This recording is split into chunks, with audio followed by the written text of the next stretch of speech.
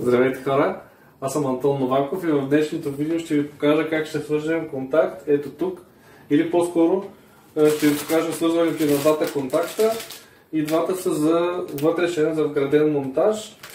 Единия ще започнем с ето този е по-обикновен, среща се в почти всички железарии, да кажем около 5 лева, е такъв двоен бял.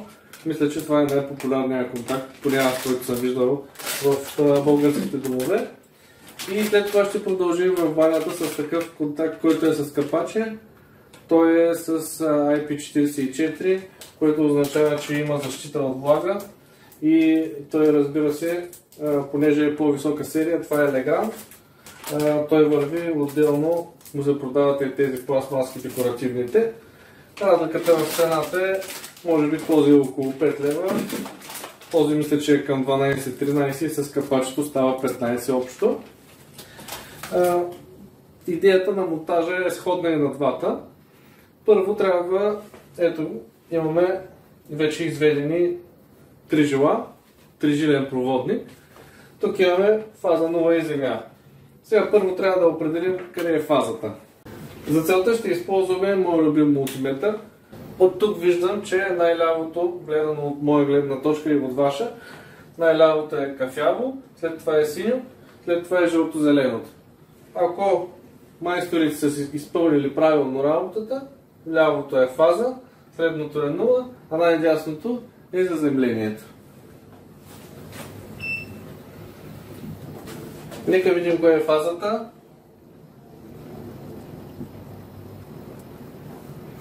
Ето както си мислех, 140 волта още на първото. За да сме сигурни ще премерим и в другите, но няма как да има и на двете места фаза. Тук е 0 и тук е 0. Така, следващото нещо, което трябва да направим е да изключим напрежението и да си подготвим проводниците.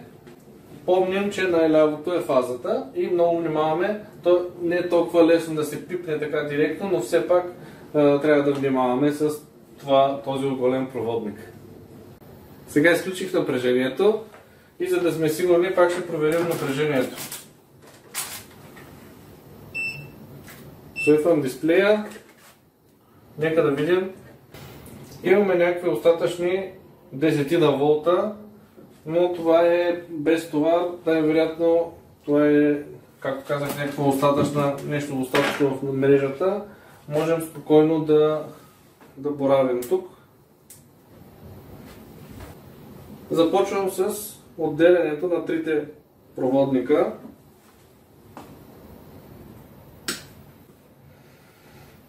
Най-вероятно ще трябва да ги скъсим. Но първо нека да видим с какво разполагаме, какъв е този контакт. Ето го и контакта, с това разполагаме. Този двойния ще го монтираме вътре в конзолата.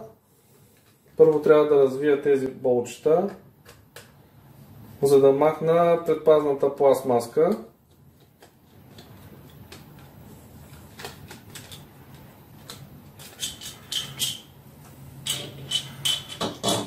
Така, тя ще се сложи накрая. Ето го и самия контакт. В случая без значение в коя посока ще го обърнем, надолу или нагоре.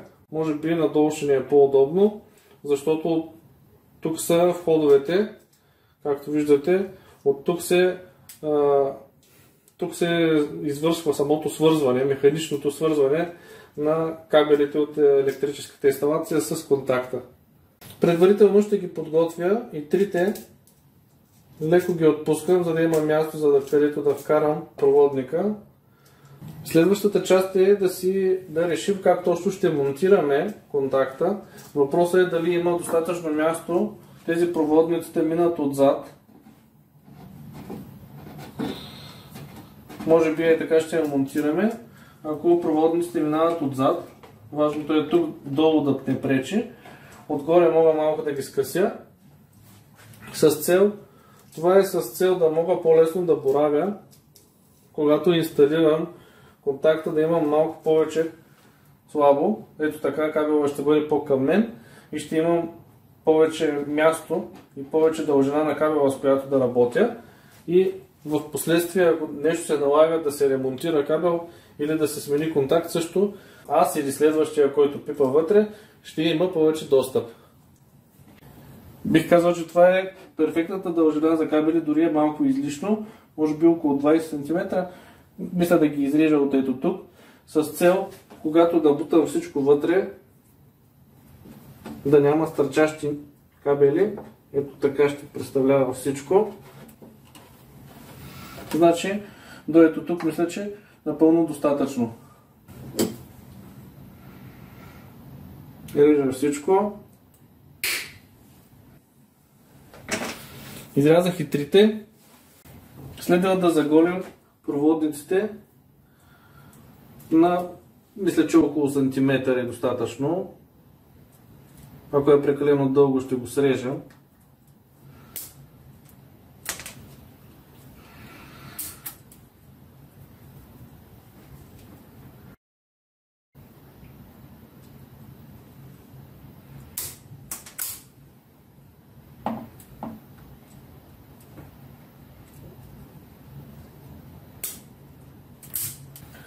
Ето, че следва и свързването на кабела към контакта.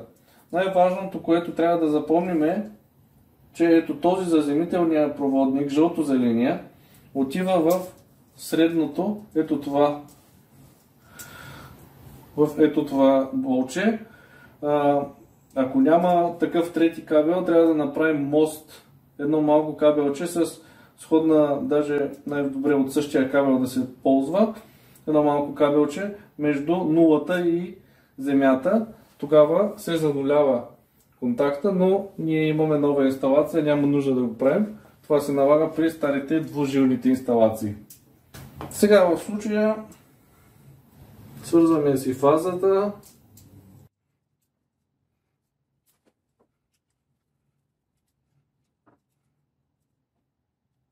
Заземяването.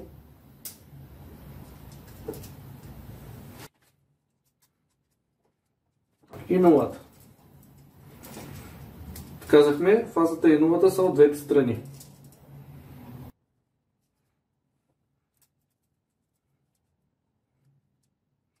Така, стягаме хубаво и добрата стара проверка, дърпаме доста сериозно, с цел да се уверим, че всичко е здраво хванато. Добре, издържа теста. Сега трябва да набутаме кабелите, както си мислехме, както вече сме го предвидели първоначално. Кабелът трябва да върви надолу и отзад. Нещо такова. Хубаво е при закрепването да използвате нивелир. Особено професионалните електротехници си ходят с лазерни нивелири, става перфектно. В случая ние нямаме. Ще използваме някакъв такъв малък, колкото за ориентир. Тук една подробност. В случая най-вероятно повечето хора го хващат или с ето тези двете болчета, го хващат настрани за конзолата, или ако конзолата се вижда, може да се използват ето тези отвори. Те вече обикновено са нивелирани, но ние нямаме достъп до тях, защото тук това е гърба на една кухня. Но ние пък имаме друг плюс, който можем да използваме. Мисля съвсем леко да фиксираме тези два болта, колкото да не мърда много, и после да ви покажа втория вариант за фиксация.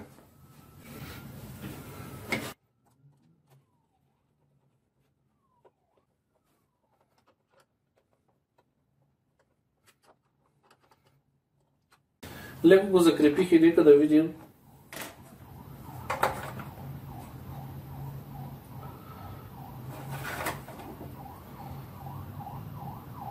Мисля, че даже доста добре съм се справил и без нивелира. И сега ще ви покажа другия вариант за закрепяне, а именно ето тези 4 отвора. Мога през тях директно да навия някакви винчета.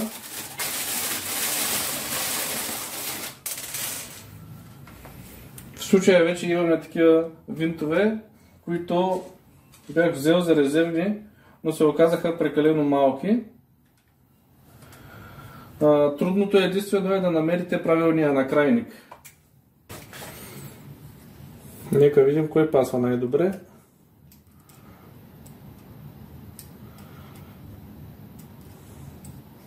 Мисля, че и двата стават.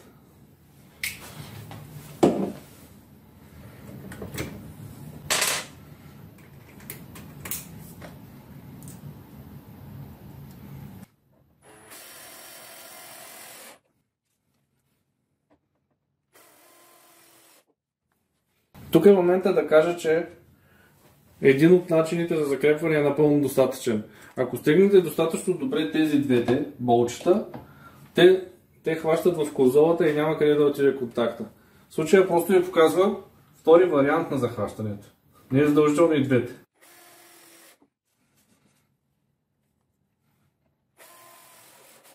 Вече контактът е монтиран.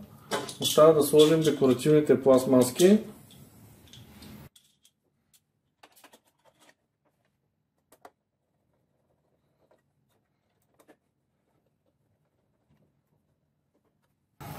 И тук при монтирането също можем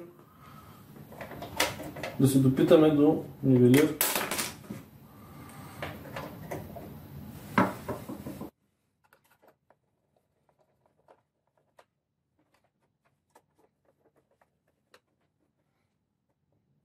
Мисля, че се справихме добре.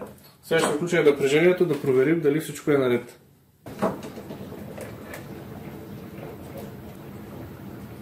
Имаме 236 волта към земя